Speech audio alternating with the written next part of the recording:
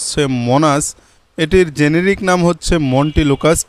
এই মন্টিলুকাস্ট জেনেরিকের বেশ কিছু মেডিসিন বাজারে প্রচলিত রয়েছে, তার মধ্যে মোনাস্টেন সবচেয়ে বেশি জনপ্রিয়। আর যে সকল মেডিসিন প্রচলিত রয়েছে যেমন রিভার্সিয়ার, মন্টিন 10, লুমোনা 10, মন্টিভা 10, প্রোভিয়ার 10, মন্টিয়ার 10, এমকাস্ট, এ ধরনের আরও অনেক প্রতিষ্ঠান বিভিন্ন নামে এই মেডিসিনটি বাজারজাত করে। তবে সবচেয়ে বেশি প্রচলিত মোনাস্টেন, এবং মোনাস্টেন সম্পর্কে আপনারা সবচেয়ে বেশি জানতে চেয়েছেন। আমরা আলোচনা করছি মোনাস্টেন সম্পর্কে, তবে এটার মোনাস 5 mg, 4 mg আরও দুইটা ভেরিয়েন্ট পাওয়া যায়। চলুন এবার জেনে নেই এটি কেন ডাক্তারগণ প্রেসক্রাইব করে থাকেন। সাধারণত অ্যাজমার আক্রমণ প্রতিরোধে, অ্যাজমার ক্রনিক চিকিৎসায় এটি বেশ প্রচলিত। অর্থাৎ আপনার হাঁপানিজনিত যে কোনো সমস্যায় এই মেডিসিনটি দেওয়া হয়ে থাকে। হাঁপানি, শ্বাসকষ্ট, বুকে ধরফর করা, এ ধরনের সমস্যায় মূলত এই মেডিসিনটি দেওয়া হয়। এছাড়া ব্যায়াম করার কারণে শ্বাসনালী যখন সংকোচন হয়ে যায় সেটা প্রতিরোধ করার জন্য এই মেডিসিনটি দেওয়া হয়। পাশাপাশি অ্যালার্জিক রাইনাইটিসের উপসর্গ নিরাময়ে এই মেডিসিনটি বেশ কার্যকর। এছাড়াও যাদের মৌসুমি অ্যালার্জিক হয় তাদের জন্য এটি নির্দেশনা দেওয়া হয়ে থাকে। পাশাপাশি পেরিনিয়াল অ্যালার্জির কারণেও এই মেডিসিনটি ডাক্তারগণ প্রেসক্রাইব করে থাকেন। মূলত অ্যালার্জি, শ্বাসকষ্টজনিত সমস্যা, কাশি প্রতিরোধে এই মেডিসিনটি ব্যাপক হারে সারা বাংলাদেশে প্রচলন রয়েছে।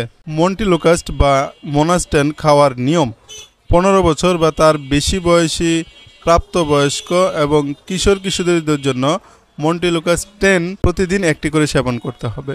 এছাড়া 6 থেকে 14 বছর বয়সী শিশুদের জন্য মন্টিলুকাস্ট 5 প্রতিদিন একটি।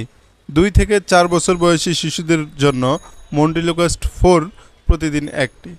এছাড়া 6 মাস থেকে 5 বছর বয়সী শিশুদের জন্য মন্টিলুকাস্ট 4 ওরাল গ্রানুসল প্রতিদিন একবার। এটি সরাসরি মুখে খাওয়ানো যেতে পারে অথবা স্বাভাবিক তাপমাত্রার 1 চামচ ঠান্ডা জলের বা পানির সঙ্গে মিশিয়ে খাওয়ানো যেতে পারে। শিশু রোগীদের ক্ষেত্রে এটি ব্যবহার নিরাপদ, বিভিন্ন গবেষণায় এটা প্রমাণিত হয়েছে। এছাড়া বয়স্ক অথবা শিশু উভয় রোগীর ক্ষেত্রে মন্টিলুকাস্ট বয়স্কদের জন্য ডোজ সমন্বয় করার প্রয়োজন হয় না। মন্টিলুকাস্ট কিংবা এর যে কোনো উপাদানের প্রতি অতি সংবেদনশীল রোগীদের জন্য এটি প্রতিনির্দেশিত, অর্থাৎ তাদের এটি খাওয়া যাবে না। এবার পার্শ্ব প্রতিক্রিয়া সম্পর্কে বলি। সাধারণত এটাতে যে ধরনের পার্শ্ব প্রতিক্রিয়া হতে পারে যেমন ডায়রিয়া, জ্বর, পরিপাকতন্ত্রের অস্বস্তি, মাথা ব্যথা, বমি বমি ভাব, বমি, ত্বকের বিরূপ প্রতিক্রিয়া, ঊর্ধ্ব শ্বাসতন্ত্রের সংক্রমণ। কিছু অস্বাভাবিক পার্শ্ব প্রতিক্রিয়া রয়েছে যেমন স্নায়বিক যন্ত্রণা, দুশ্চিন্তা, পেশির বেদনা, দুর্বলতা, অস্বাভাবিক আচরণ, হতাশা, মাথা ঘোরা, তন্দ্রাচ্ছন্নতা, মুখ শুষ্কতা, রক্তক্ষরণ, বিরক্তিভাব, অসুস্থতা বোধ, মাংসপেশির বেদনা, ফুলে ওঠা, খিঁচুনি, অস্বাভাবিক অনুভূতি, ঘুমের সমস্যা। এগুলো হচ্ছে অস্বাভাবিক পার্শ্ব প্রতিক্রিয়া। এগুলো হতে পারে আবার নাও হতে পারে। একদম বিরল কিছু পার্শ্ব প্রতিক্রিয়াও রয়েছে যেটা খুব কম দেখা যায়, যেমন এনজিওডিমা, মনোযোগহীনতা, ফ্যাকাশে ভাব, লিভারের সমস্যা, স্মৃতিলোপ, বুক ধরফর করা, আত্মহত্যার প্রবণতা, শারীরিক কম্পন ইত্যাদি। যদি এই মেডিসিনটি অতিরিক্ত মাত্রায় খাওয়া হয় তাহলে কী ধরনের সমস্যা হতে পারে? অধিকাংশ ক্ষেত্রে মাত্রাধিক্যের নির্দিষ্ট তথ্যপত্র পাওয়া যায়নি। প্রায়ই ঘটে এমন বিরূপ অভিজ্ঞতাগুলি মন্টিলুকাস্টের নিরাপত্তা চিত্রের সাথে সামঞ্জস্যপূর্ণ এবং এতে পেট ব্যথা, তন্দ্রাচ্ছন্নতা, তৃষ্ণা, মাথা ব্যথা, বমি বমি ভাব এবং সাইকোমোটর হাইপার অ্যাক্টিভিটি পরিলক্ষিত হয়। মাত্রাধিক্যের ক্ষেত্রে প্রয়োজন হলে সাধারণ সহায়ক ব্যবস্থাসমূহ যেমন পরিপাকতন্ত্র থেকে অশোধিত পদার্থ অপসারণ, ক্লিনিক্যাল পর্যবেক্ষণ, সহায়ক চিকিৎসা গ্রহণ করা উচিত। মোনাস্টেন সম্পর্কে কিছু জিজ্ঞাসিত প্রশ্ন এবং উত্তর। মোনাস্টেন ট্যাবলেটের কার্যকারিতা কত তাড়াতাড়ি অনুভূত হয়? উত্তর হচ্ছে এটি সাধারণত 1 থেকে 3 ঘন্টা পরে কার্যকারিতা শুরু করে বা অনুভব হতে পারে। পরবর্তী আরও একটি প্রশ্ন, মোনাস্টেন ট্যাবলেট কার্যকারিতা কতক্ষণ স্থায়ী হতে পারে?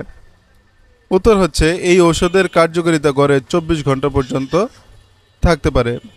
পরবর্তী প্রশ্ন হচ্ছে মোনাস্টেন খালি পেটে খাওয়া যাবে কি না? খালি পেটে যদি খেতে চান তাহলে অবশ্যই আপনি একজন ডাক্তারের পরামর্শ নিয়ে উনি যেটা বলবেন সেটা করতে হবে, অর্থাৎ খালি পেটে অথবা ভরা পেটে ডাক্তারের পরামর্শ অনুযায়ী খেতে হবে। মোনাস্টেন ট্যাবলেটের ডোজ মিস হয়ে গেলে কি করব? যদি কোনো ডোজ মিস হয়ে যায় তাহলে যখন মনে হবে সঙ্গে সঙ্গে খেয়ে নেবেন, আর যদি পরবর্তী ডোজ খাওয়ার সময় এসে যায় তাহলে পরবর্তী ডোজ গ্রহণ করবেন। পূর্বের ডোজ যেটা ভুলে গিয়েছেন সেটা আর খেতে হবে না। গর্ভবতী অবস্থায় মোনাস্টেন খাওয়ার কোনো সতর্কতা আছে কি না? হ্যাঁ, অবশ্যই। যদি গর্ভাবস্থায় নিতান্ত এটি খেতে হয় তাহলে অবশ্যই ডাক্তারের পরামর্শ নিয়ে খেতে হবে। আজকের ভিডিও এখানেই শেষ করতে চাচ্ছি। দেখা হবে আবারও সামনের কোনো ভিডিওতে। শেষ করার আগে বলবো, অনলাইনে ভিডিও দেখে বন্ধুবান্ধব আত্মীয় স্বজনের পরামর্শ নিয়ে কোনো মেডিসিন গ্রহণ করবেন না। আপনি যেই সমস্যায় ভুগছেন সেই সমস্যা সম্পর্কিত একজন বিশেষজ্ঞ ডাক্তারের পরামর্শ নিয়ে তারপর মেডিসিন গ্রহণ করবেন। আশা করছি আমাদের আজকের আলোচনা আপনাদের কাছে ভালো লাগবে। ভালো লাগলে লাইক, কমেন্ট, শেয়ার এবং সাবস্ক্রাইব করতে একদমই ভুলবেন না। দেখা হবে আবারও। আল্লাহ হাফেজ।